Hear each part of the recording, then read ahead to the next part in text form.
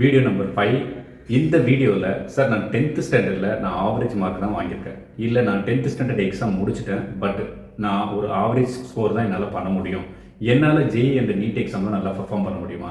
இல்லை என்னால் 12th board எக்ஸாமில் ஒரு 95% இல்லை 90% ஸ்கோர் பண்ண முடியுமா அப்படின்னு எங்கிட்ட கேட்டிங்க அப்படின்னா கண்டிப்பாக எல்லாராலையும் பண்ண முடியும் அப்படிங்கிறது தான் என்னோட அட்வைஸ். ஸோ நல்லா புரிஞ்சுக்கோங்க, நீங்கள் 10th ஸ்டாண்டர்ட் முடித்த உடனே நீங்கள் 12th ஸ்டாண்டர்ட் நல்லா படிக்கணும், இல்லை 12th ஸ்டாண்டர்ட் நல்லா ஸ்கோர் பண்ணணும், அதே மாதிரி ஜேஇ நீட் எக்ஸாம் எழுதி அதுலேயும் நான் நல்லா பர்ஃபார்ம் பண்ணணும் அப்படின்னு நீங்கள் நினச்சிங்க அப்படின்னா இந்த சம்மர் ஹாலிடே வந்து உங்களுக்கு கிடையாது.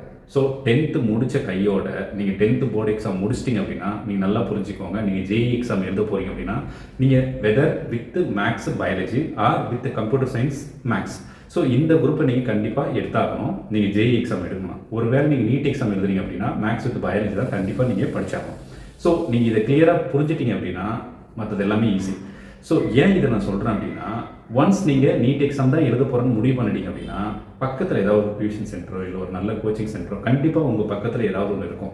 இந்த 3 month அங்கே போய் ஜாயின் பண்ணுங்கள். இந்த 3 month ஈச் அண்ட் எவ்ரிடே நல்லா யூட்டிலைஸ் பண்ணுங்கள். ஸோ அப்போ நீங்கள் நல்லா யூட்டிலைஸ் பண்ணுறீங்க அப்படின்னா கண்டிப்பாக உங்களால் உங்களோட அகாடமிக்ஸ் பர்ஃபார்மன்ஸை கண்டிப்பாக இன்க்ரீஸ் பண்ணிக்க முடியும். ஸோ அதே மாதிரி நல்லா புரிஞ்சுக்கோங்க, மற்ற ஸ்டூடெண்ட்ஸ்க்கு எவ்வளோ பிரெயின் இருக்கோ அவ்வளோ பிரெயின் வந்துன்னா உங்களுக்கு இருக்குது. ஸோ அவங்களால ஒரு எக்ஸாமை நல்லா பண்ண முடியுது அப்படின்னா கண்டிப்பாக உங்களாலே பண்ண முடியும் அப்படிங்கிற கான்ஃபிடென்ட் கண்டிப்பாக உங்களுக்கு இருக்கணும்.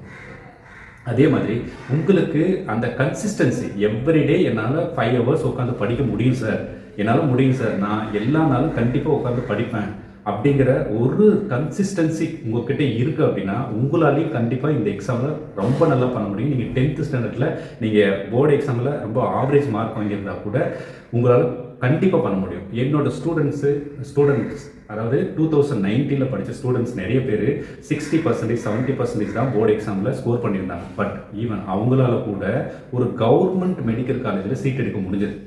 ஸோ அவங்களால படிக்க முடியுது, அவங்களால ஒரு கவர்மெண்ட் மெடிக்கல் சீட் வாங்க முடியுது அப்படின்னா கண்டிப்பாக உங்களாலே முடியும். நீங்கள் உட்காந்து எவ்ரிடே கன்சிஸ்டண்ட்டாக படித்தா மட்டும் போதும், கண்டிப்பாக உங்களாலேயும் சக்ஸஸ் பண்ண முடியும். கண்டிப்பாக இந்த வீடியோ உங்களுக்கு பிடிச்சிருக்கு நம்புறேன். இந்த வீடியோ பிடிச்சிருந்தா இந்த வீடியோக்கு ஒரு லைக் பண்ணிட்டு போங்க.